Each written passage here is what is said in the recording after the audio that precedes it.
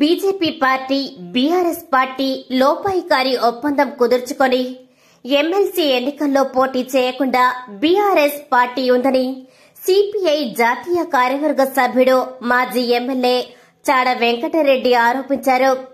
కరీంనగర్ జిల్లా చిగురుమామిడి మండల కేంద్రంలోని సిపిఐ భవనంలో మీడియా సమావేశంలో చాడ మాట్లాడుతూ బీఆర్ఎస్ పార్టీకి 14 మంది ఎమ్మెల్యేలు ఉన్నప్పటికీ కేసీఆర్, కేటీఆర్, హరీష్ రావు, కవిత లాంటి ముఖ్య నాయకులు ఉన్నప్పటికీ ఎందుకు ఎమ్మెల్సీ ఎన్నికల్లో పోటీ చేయడం లేదని చాడ ప్రశ్నించారు.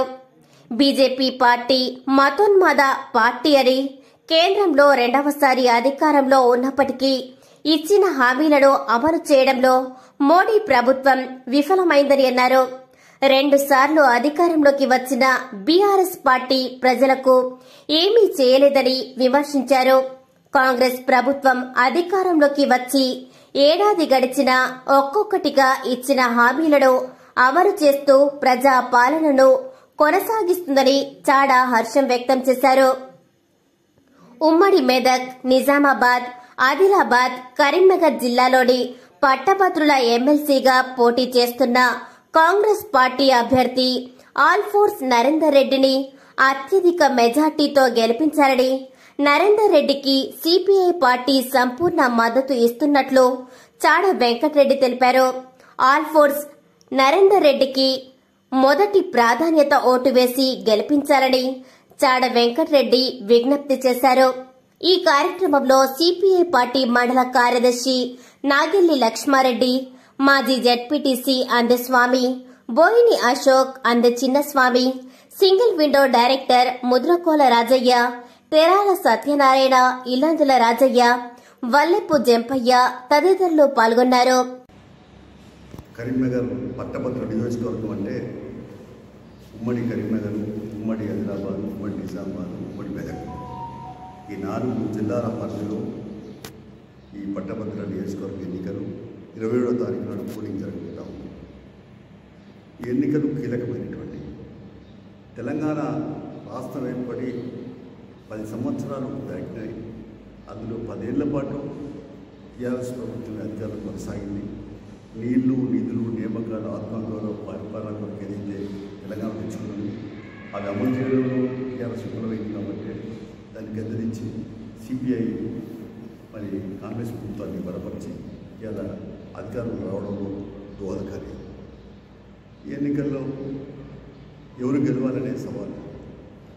అయితే తెలంగాణలో చూస్తే 8 పార్లమెంటు సీట్లు బీజేపీ కూడా, 8 కాంగ్రెస్ ఉన్నాయి, 1 ఎంఐఎం. కానీ 8 గెలిచిన పార్లమెంట్ గెలిచిన బీజేపీ ఇవాళ నిధులు రాబట్టలేదు, తెలంగాణకు రావాల్సినాయి. తర్వాత ఎందులో కూడా ఇచ్చిన హామీలు కూడా అంటే ఆంధ్రప్రదేశ్ పునరుద్ధరణ చట్టంలో ఉన్నటువంటి బయ్యార్ ఫ్యాక్టరీ, రెవెన్యూ కోచ్ ఫ్యాక్టరీ, లేకుంటే ఒక సాగునీటి ప్రాజెక్టు జాతీయ హోదా ఇట్లాంటివి కూడా ఇవ్వడం తీసుకురావడం విఫలమైంది. అందుకని ఇప్పుడేమో ఇక్కడ ఈ పట్టభద్రుల నియోజకవర్గం నుంచి బీజేపీ నిలబడ్డది, బీఆర్ఎస్ నిలబడ్డది. ఎందుకు నిలబడలేదు బీఆర్ఎస్? వాళ్ళ బలం తక్కువ ఉందా అంటే 14 మంది ఎమ్మెల్యే ఉన్నారు. అందులో ముఖ్యమైన నాయకుడు కేసీఆర్ ఉన్నాడు, కేటీఆర్ ఉన్నాడు, హరీష్ రావు ఉన్నాడు, వాళ్ళ మరి కవిత ఉన్నది పేరు నిజామాబాద్ నుంచి. ఇంతమంది కూడా ఎందుకు నిలబడలేదు అంటే లోపాయికారి పదం, చీకటి పదం బియ్యంతో చేసుకుని ఇంతమంది అర్థం. బీజేపీ అనేది పూర్తిగా మతోన్మాద పార్టీ, మనవాళ్ళ సిద్ధాంతం అమలు చేసే పార్టీ, కార్పొరేట్ శక్తులకు గురిక చేసే పార్టీ, డాక్టర్ బిఆర్ అంబేద్కర్ యొక్క రాజ్యాంగాన్ని అమలు చేయడం పరమైనటువంటి పార్టీ. అందువల్ల ఇలాంటి నేపథ్యంలో ధరలంతా అడ్డగోలుగా పెంచి పెనుబాలు పోతుంది. బడ్జెట్లో జిఎస్టీ ద్వారా పన్నులు బాగా కేంద్రానికి తీసుకుపోతుంది, కానీ మన వాటా మనకి ఇవ్వట్లేదు. బీజేపీ పాలిత ప్రాంతాల్లో ఇచ్చినట్టుగా ఈ మనకు కాంగ్రెస్ పార్టీ లేదా ప్రతిపక్షాలు పాలించిన దగ్గర ఎందుకు ఇయ్యరనేది ప్రధానమైన ప్రశ్న. ఏదైనప్పుడు కూడా ఇవాళ బీజేపీ నిలబడ్డది, బీఆర్ఎస్ నిలబడలేదంటే లోపాయికారి జరిగింది. అందుకని ఇక్కడ కాంగ్రెస్ ప్రభుత్వం అధికారులకు వచ్చి 13-14 మాసాలు గడుస్తున్నాయి. కొన్ని ఇచ్చిన హామీలు అమలు చేస్తూ ఉన్నారు, పాజిటివ్గా అడుగులు పడుతూ ఉన్నాయి.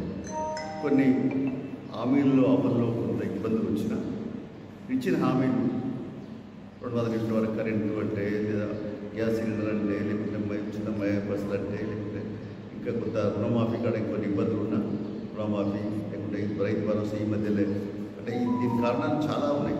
ఇచ్చిన హామీలు తొందరగా ఎందుకు చేయలేకపోతుందంటే 7 లక్షల కోట్ల అప్పు ఉంది, వడ్డీలకే డబ్బు కట్టాల్సి వస్తుంది. అదే గతంలో ఫస్ట్ ఉద్యోగులకు జీతాలు ఇచ్చేది జీతాలు ఇస్తాం. నిరుద్యోగ సమస్యకు సంబంధించి పట్టభద్రులు అంతా కూడా ఉద్యోగాలు కావాలని, లేదా ఉపాధి కావాలని, వాళ్ళ కాళ్ళపైన వాళ్ళు నిలబడాలని, పరిశ్రమలు పెట్టుకోవాలని ఇట్లా ఆలోచన చేస్తాం. దానికి సంబంధించి కూడా రాష్ట్ర ముఖ్యమంత్రి గారు స్వయంగా ఈ మధ్యన మరి అనేక దేశాలు పర్యటించి చంద్రబాబు గారు మిగతా వారు పోయి కొంత దావోస్ ఇట్లాంటి ప్రాంతాలపై కూడా నేను మరి పరిశ్రమలు తీసుకొస్తూ ఉన్నాను. 55,000 వివరించారు ఇప్పటిదాకా ఈ 13-14 మాసాలలో. ఇంకా 13-14,000 ఉద్యోగాలకి సీతక్క మొన్నే ప్రకటన చేసింది. అంగన్వాడీ ఆయా టీచర్లకు కూడా ఇస్తామని, ఉద్యోగాలకు భర్తీ చేస్తామని, ఇంకా క్యాలెండర్ ఇస్తామని చెప్తా ఉన్నాను. పబ్లిక్ సర్వీస్ కమిషన్ కూడా ఉద్యోగ నియామకాలను చేపట్టి మరి శీఘ్రగతిన ప్రయత్నం సాగిస్తుంది. ఇలాంటి అనేకమైన పాజిటివ్ రిజల్ట్స్ ఉన్నాయి. ఉపాధి అవకాశాలు కూడా చిన్న పరిశ్రమలు ఇట్లాంటి పెట్టుకోవడానికి కూడా ప్రభుత్వం ఆలోచిస్తుంది. కాబట్టి ఈ కొత్తగా వచ్చిన ఈ మధ్యలో 13 మాసాలు గడిచినటువంటి రేవంత్ రెడ్డి ప్రభుత్వానికి బలపరచాలి, దానికి మద్దతు ఇవ్వాలంటే కాంగ్రెస్ అభ్యర్థిగా రేవంత్ రెడ్డి నిలబెట్టినటువంటి ఆల్పోస్ నరేంద్ర రెడ్డి గారికి మొదటి ప్రాధాన్యత ఓటు వేసి గెలిపించాల్సిన బాధ్యత పట్టభద్రులందరిపై ఉందని చెప్పి నేను ఈ సందర్భంగా అభిప్రాయపడతాను. ఈ మధ్యకాలంలో మళ్ళా బీసీ కులగర లెక్కలు కూడా తీసుకొచ్చిన కొంతమంది ఇంకా అందులో లెక్కలలో పాల్గొనకపోతే కూడా రిసర్వే చేస్తూ ఉన్నాం. మంచి హర్షించదగ్గ పరిణామం ఇది, అభినందిస్తూ ఉన్నాం. అలాగే ఎస్సీ వర్గీకరణ కూడా సుప్రీంకోర్టు తీర్పిస్తే ఇక్కడ మరి వాళ్ళు దాన్ని అమలు చేద్దామని చెప్పినారు. చట్టం చేయడానికి రేపు మరి మార్చి 1 నుంచి 5 దాకా అసెంబ్లీ సమావేశం నడుపుతూ ఉన్నారు. కానీ ఇలాంటి అన్ని పరిణామాలు చూస్తే మరి తెలంగాణలో మళ్ళీ మనం ప్రజాపాలన నడుస్తుంది. కాబట్టి ప్రజాస్వామ్యంలో ప్రజల చేత ప్రజలకు ప్రభుత్వం పనిచేయాలి. కాబట్టి ఆ వైపు అడుగులు పడుతున్నాయి. కాబట్టి ఈ ఆల్పోస్ నరేందర్ రెడ్డి గారికి మొదటి ప్రాధాన్యత ఓటేసి గెలిపించాల్సిందిగా సిపిఐ మరి విజ్ఞప్తి చేస్తుంది పట్టభద్రులకు. అలాగే ఈ గెలిపించమని విజ్ఞప్తి చేస్తూ సెలవుస్తుంది. నిజమే మా ఇజం, నిజాన్ని నిర్భయంగా చెప్పడమే మా నైజం, అన్యాయాన్ని ఎత్తి చూపడమే మా లక్ష్యం.